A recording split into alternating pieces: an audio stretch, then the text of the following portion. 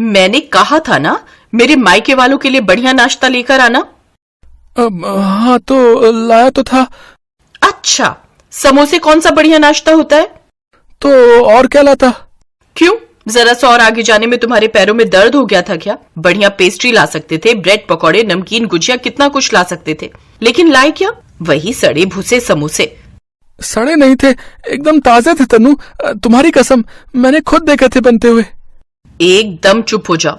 हे भगवान, मेरी तो किस्मत ही फूट गई इस लल्लू से शादी करके।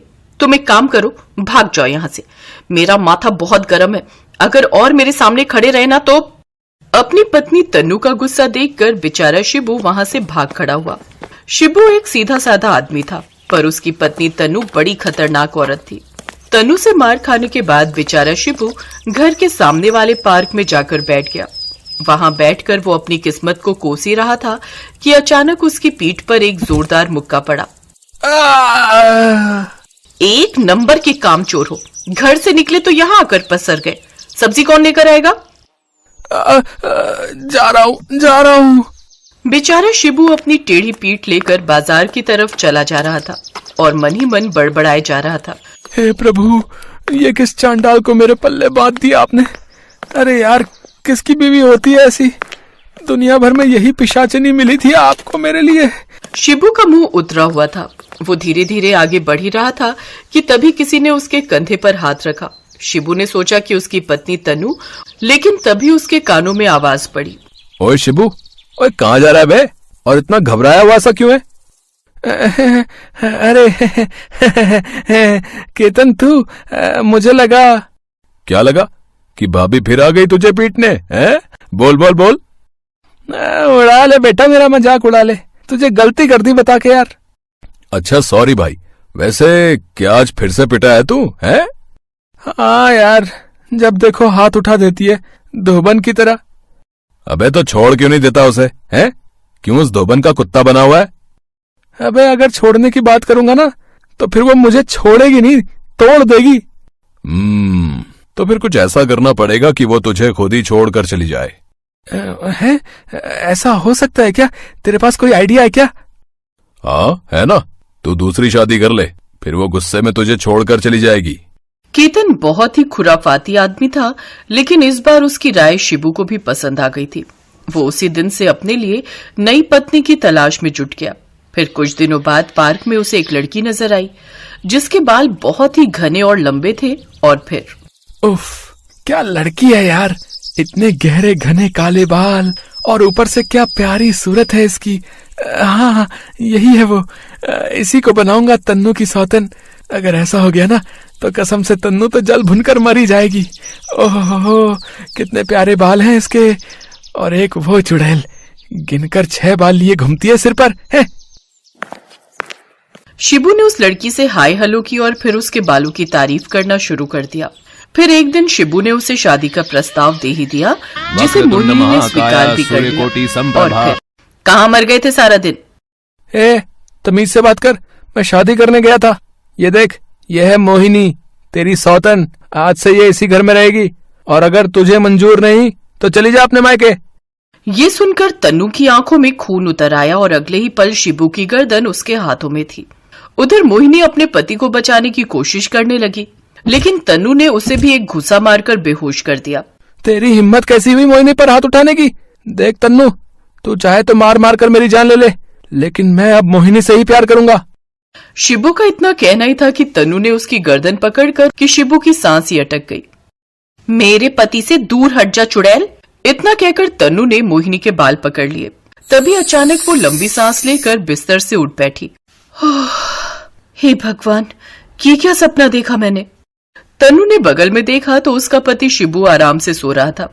उसने प्यार से शिबू के माथे पर हाथ फेरा। तभी शिबू भी डर कर उठ बैठा। है? कुछ चाहिए क्या, या मैं कुछ भूल गया?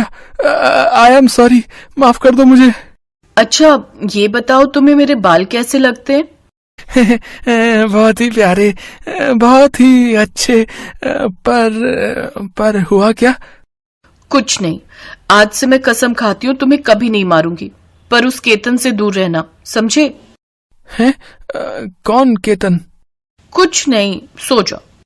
उस दिन पहली बार शिबू और तनु एक साथ मुस्कुरा रहे थे।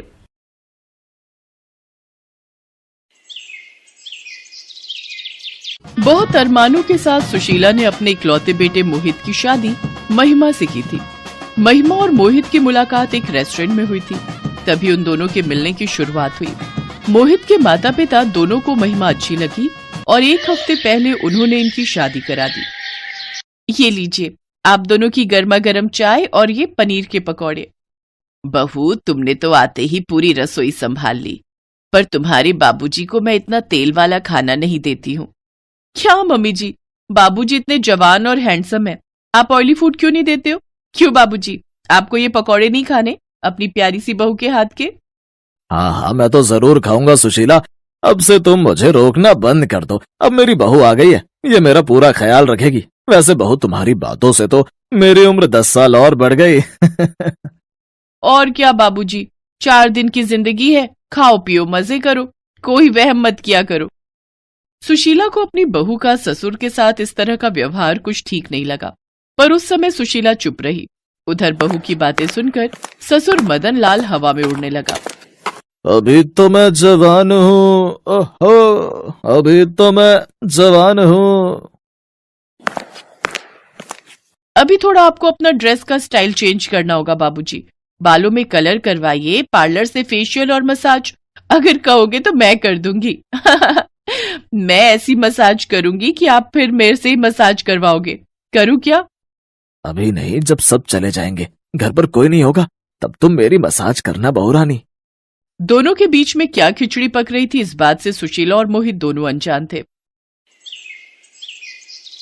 अरे क्या हुआ महिमा, तुम अभी तक तैयार नहीं हुई? आज तो हमें शादी में जाना है ना। मम्मी तो कब की तैयार हो गई हैं, मैं भी बस तैयार हो रहा हूँ। चलो तुम भी तैयार हो जाओ, पहले ही बहुत लेट हो गया है।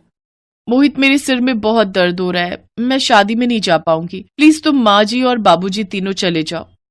क्या तुम्हें सिर में दर्द है? एक काम करता हूँ, हम शादी में जाने का प्लान कैंसिल कर देते हैं। तुम चलो, मैं तुम्हें डॉक्टर से दवाई दिलवा लाता हूँ। अभी डॉक्टर बैठा होगा। नहीं नहीं, मैं ठीक हो जाऊंगी, कुछ देर सोकर देखती हूँ। मेरी वजह से तुम लोग जाना कैंसिल मत करो। अगर ज्यादा परेशानी होगी तो मैं फोन कर दूंगी।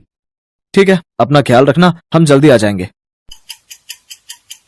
मोहित तैयार होकर माँ को बताता है। उधर मदन लाल भी जाने के लिए मना कर देता है। क्या बहू भी नहीं जा रही? तुम भी बोल रहे हो घुटनों में दर्द है। अच्छा है, पापा घर पर होंगे तो महिमा को सहारा रहेगा। माँ, तुम और मैं ही चलते हैं। हाँ हाँ, तुम दोनों जाओ, मैं बहू के साथ हूँ। अगर कोई परेशानी होगी तो देख लूंगा मैं। सुशीला को कुछ ठीक नहीं लग रहा था, पर वो बेटे के सामने क्या बोलती। वो दोनों शादी में चले गए और बस महिमा को तो इसी बात का इंतजार था। उसने चालाकी से मदन लाल को अपने प्रेम के जाल में फंसा लिया। मैं जानती हूँ आपको वो प्यार माँ जी से कभी नहीं मिला जो मैं आपको दे सकती हूँ, पर बदले में मुझे क्या मिलेगा? क्या चाहिए बोलो, तुम जो भी मांगो मैं तुम्हें ला कर दूंगा। अपनी वसीयत मेरे नाम कर दो, फिर मैं आपको किसी चीज की कोई कमी नहीं होने दूंगी। ठीक है, वसीयत के कागज सुशीला की अलमारी में। अगले 1-2 दिन में मैं ये काम कर दूंगा।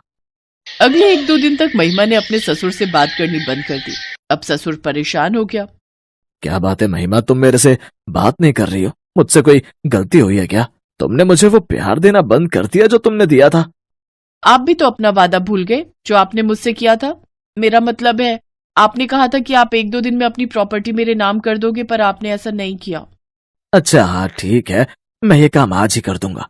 आज मोहित भी घर पर नहीं है, बाहर गया है, देर से लौटेगा। उसके पीछे ही ये काम हो जाए तो सही है। मैं कागजात लेकर आता हूँ। महिमा मन ही मन बहुत खुश हो रही थी। मदन लाल अपने कमरे में जाता है और सुशीला से वसीयत के पेपर मांगता है। क्या आप ये सारी जायदाद बहू के नाम कर रहे हो? पर ये तो हमें अपने बेटे मोहित के नाम करनी है ना।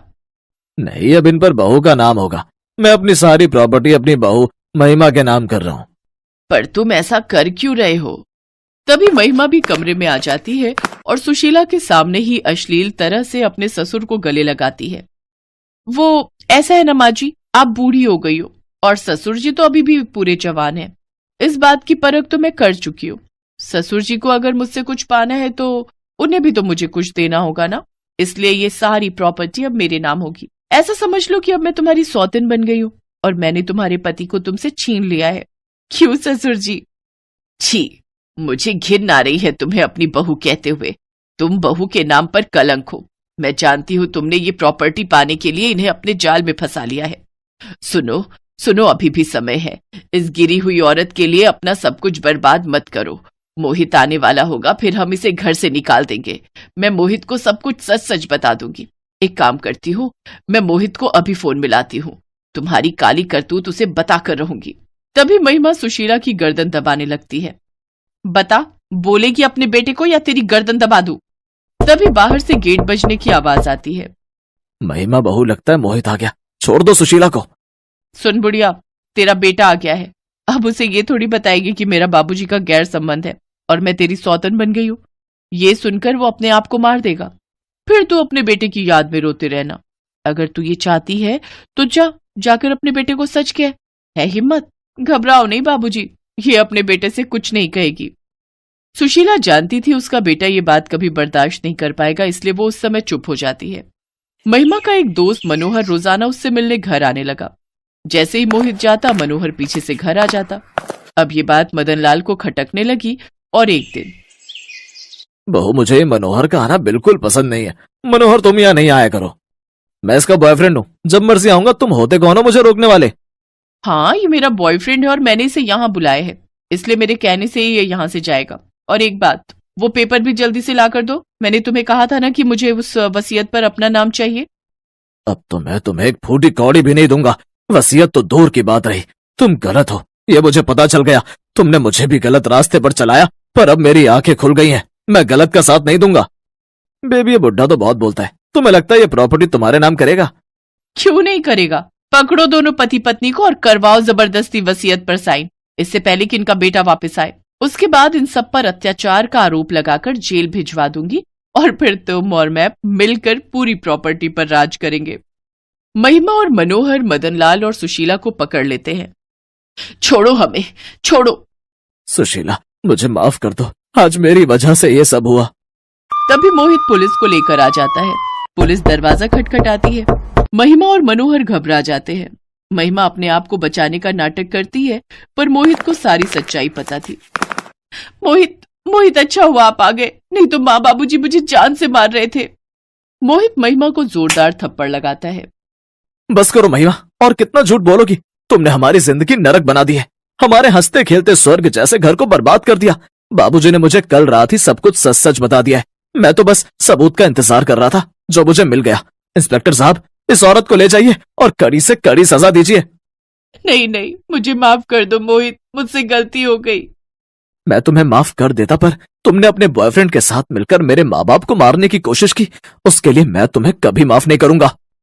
महिमा और उसके बॉयफ्रेंड मनोहर को पुलिस पकड़कर ले जाती है। मदनलाल को अपनी गलती का एहसास पहले ही हो चुका था, इसलिए उसने अपने बेटे और पत्नी से माफी मांगी। मोहित और सुमित्रा मदनलाल को माफ कर देते हैं और महिमा को सजा हो जाती है।